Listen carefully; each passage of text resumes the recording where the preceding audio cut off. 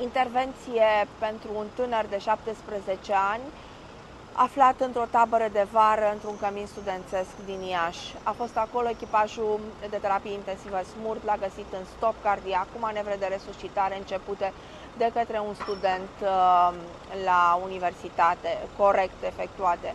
S-a continuat resuscitarea avansată și prelungită timp de aproximativ o oră. S-au căutat posibile cauze reversibile ale stopului cardiac. Din anamneză, declarativ, colegii au relatat consumul de băuturi energizante și fumatul aproximativ 2 pachete de țigări.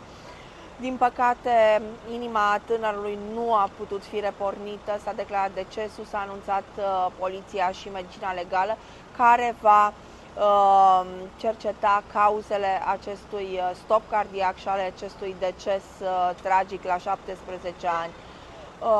Băuturile energizante sunt folosite pe scară largă, dar în anumite cantități, la anumite persoane, în combinație cu anumite medicamente, cu alcool sau cu consumul de nicotină, pot genera ischemie miocardică, ischemie cerebrală și tulburări de ritm care pot sta la baza unui stop cardiac, uneori, din păcate, ireversibil.